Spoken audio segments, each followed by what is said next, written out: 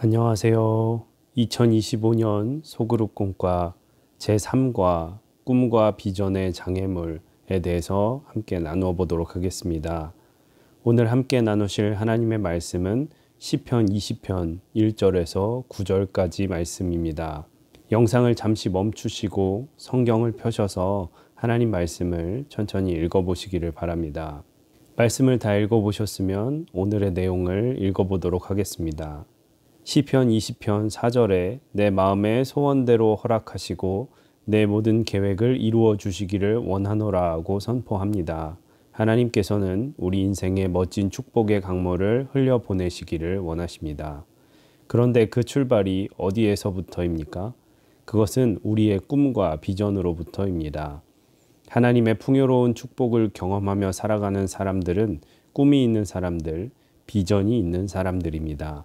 보지 못하고 듣지 못하고 말하지 못했던 삼중고를 겪었던 헬렌 켈러 여사, 곧 삼중고 속에서도 세계의 교육계를 이끌어가는 지도자가 되었던 그녀는 이 세상에서 가장 불행한 사람은 눈이 보이지 않는 사람이 아니라 앞은 보지만 꿈이 없는 사람이다 라고 말했습니다. 우리 자신에게 질문해 보기를 바랍니다. 나는 꿈의 사람, 비전의 사람입니까? 내가 욕심내며 얻기 원하는 꿈이 아니라 하나님께서 주시는 꿈이 나에게 있습니까? 지금 우리의 현실을 바라보며 낙심과 절망과 슬픔 속에서도 주님의 꿈과 비전을 붙들고 하나님의 복을 기대하며 살아가기를 원합니다. 주님이 주시는 그 꿈과 비전을 품고 살아가야 하는 인생이 되어야 하는데 하나님께서 주시는 꿈을 꾸며 살아가지 못하게 하는 장애물이 있습니다. 꿈과 비전의 장애물이 무엇인지 함께 생각하며 이기고 극복하겠습니다. 첫째, 우리의 꿈과 비전의 장애물은 핑계를 대는 것입니다. 하나님께서 주시는 꿈과 비전을 가지지 못하는 가장 주된 이유가 핑계를 대기 때문입니다. 환경 탓을 하고 부모님 탓을 합니다. 가정을 탓하고 자신을 탓하고 교회를 탓합니다. 저런 부모를 만나서 내가 이렇게 라고 자꾸 탓을 합니다. 하지만 꿈꾸는 사람들은 그 핑계와 탓을 넘어섭니다. 오히려 그것을 밟고 일어설 수 있는 사람이 하나님의 사람들입니다. 연암 박지원의 연하일기 중에 이런 글이 있습니다. 경상도 아이들은 새우젓을 모르고 강원도 사람들은 나무 열매를 절여 간장을 대신하고 평안도 사람들은 감과 귤을 분간하지 못하고 바닷가 사람들은 생선 내장을 거름으로 쓴다. 어쩌다 이것들이 서울에 오면 한 움큼의 한입 값이니 어찌 그리 귀하게 된 것인가. 이 지방에서 천한 것이 저 지방에서는 귀하고 이름은 들었는데 물건을 볼 수 없는 것은 무슨 까닭인가. 운반해 올 힘이 없기 때문이다. 수천 리에 불과한 좁은 나라에서 백성의 생활이 이토록 가난한 것은 수레가 다니지 않기 때문이다. 수레는 왜 다니지 못하는가? 그것은 선비와 벼슬아치들의 잘못이다. 연암 박지원이 청나라에 오가면서 농사용, 운송용, 소방용, 전쟁용 수레를 세심히 관찰한 이후 그 필요를 역설했습니다. 그런데 당시 사람들의 대답은 다 똑같았습니다. 모두 길 탓을 했습니다. 수레가 다닐 길이 없어서 수레가 있어도 무용지물이라는 것입니다. 그러나 박지원은 다르게 이야기했습니다. 수레가 있으면 길은 만들어진다는 것입니다. 꿈과 비전이 있다면 우리가 탓하는 그 모든 문제들은 해결될 것입니다. 그런데 자꾸 우리는 이게 없고 저게 없고 많은 사람들이 탓만 하고 있습니다. 꿈이 있으면 길은 열리게 되어 있습니다. 하나님께서 주신 그 꿈과 비전을 가지고 살아가면 삶의 새로운 문이 열리게 됩니다. 이렇게 생각하는 분이 있을지 모르겠습니다. 나는 말도 잘 못하는데 뭘 할 줄 안다고. 하나님께서는 말 못하는 모세를 통해서 위대한 하나님의 일을 맡기시고 사용하셨습니다. 말 못한다고 탓하지 마십시오. 나는 너무 어리다라고 생각하십니까? 하나님은 어린 예레미야, 디모데를 선택하시고 하나님의 일에 사용하셨습니다. 나는 술을 너무 많이 먹어서 알코올 중독이 왔습니다. 라고 말하지 마십시오. 하나님은 술에 취해서 실수했던 노아까지 사용하셨습니다. 성경을 살펴보면 하나님께서는 완벽한 사람을 사용하지 않으셨습니다. 하나님의 능력과 지혜와 역사를 우리에게 보여주시기 위해 부족한 사람들을 통해 하나님의 위대한 일들을 이루셨습니다. 엘리야는 우울증 환자였습니다. 나오미는 과부였습니다. 욥은 파산당했습니다. 베드로는 예수님을 3번이나 부인했습니다. 레아는 못생겼습니다. 라합은 기생이었습니다. 마르다는 근심이 많은 사람이었습니다. 막달라 마리아는 귀신 들린 사람이었습니다. 사마리아 여자는 이혼했었습니다. 우리가 탓할 수 있는 수많은 환경과 문제들이 있지만 하나님 안에서 얼마든지 그 탓과 핑계를 넘어 꿈을 꿀 수 있는 하나님의 사람이 되십시오.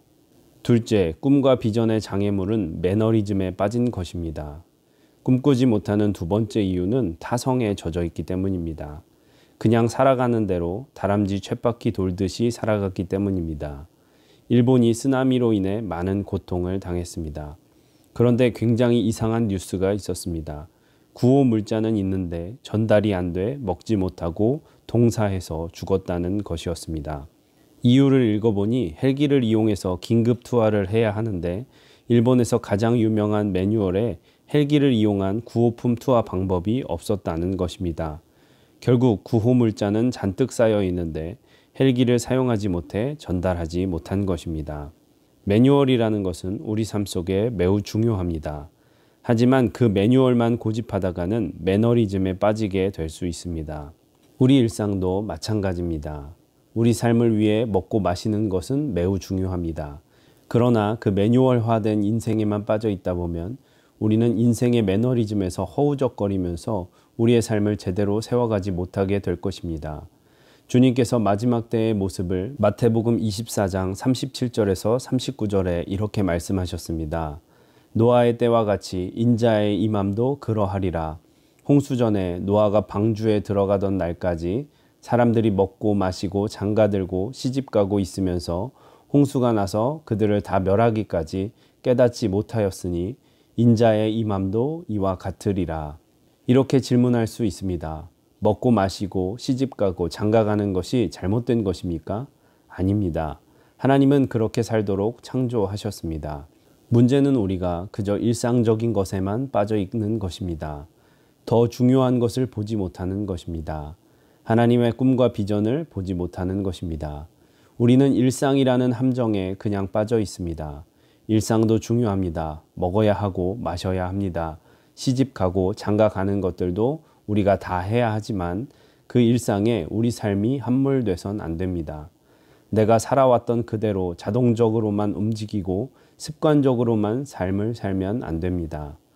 우리의 일상적인 삶에 함몰되지 않고 타성에 젖어 다람쥐 쳇바퀴 돌듯 사는 인생이 아니라 꿈꾸는 인생이 되어야 합니다.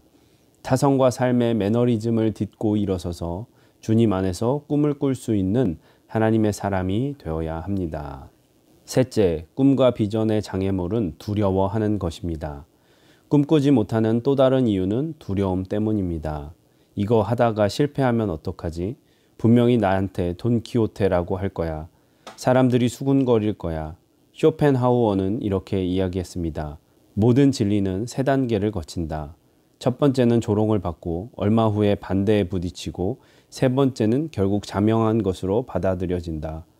꿈을 꿀 때 우리를 반대하는 세력과 나를 놀리고 수군거리는 사람들, 다시 실패할지 모른다는 두려움들을 극복해야 합니다. 보통 사람들은 비난의 두려움 때문에, 실패의 두려움 때문에 자꾸 꿈을 포기합니다. 그러나 다른 사람들이 나를 이상하게 취급할지 모른다는 두려움과 내가 실패할지 모른다는 그 두려움을 극복하며 모험하는 자만이 꿈을 꿀 수 있습니다. 하나님의 사람들은 모험하고 도전할 수 있습니다. 왜입니까? 하나님께서 우리에게 말씀하십니다. 내가 너와 함께한다.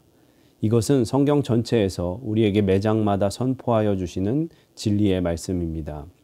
우리가 모험하고 도전하며 꿈을 꿀 수 있는 이유는 다른 것이 아닙니다. 전능하신 그 하나님께서 나와 함께 하시기 때문입니다. 세상은 나를 넘어뜨리려고 두렵게 하고 세상은 나를 힘들게 하고 고독하게 하고 나를 문제 가운데로 이끌어 가고 있는지 모르겠지만 전능하신 하나님, 나를 사랑하시는 그 하나님께서 말씀하십니다. 내가 너와 함께한다. 그러니 두려워하지 말라. 걱정하지 말라. 그러므로 어떤 상황 속에서도 꿈을 꾸며 비전을 가지고 살아갈 것을 말씀합니다. 꿈과 비전을 품기 위해 핑계대지 말아야 합니다. 매너리즘에서 벗어나야 합니다. 두려워하지 말아야 합니다. 우리의 불평을 벗어나 우리의 일상을 벗어나 우리를 두렵게 하는 것을 넘어 주님께서 우리에게 주시는 꿈과 비전을 선포하기를 소원합니다. 네, 이렇게 해서 2025년 소그룹 공과 제3과를 읽어보았고요. 나눔과 적용을 천천히 읽어보시기를 바랍니다.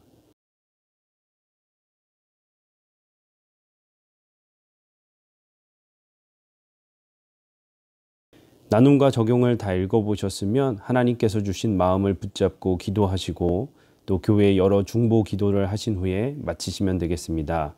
수고 많으셨습니다. 감사합니다.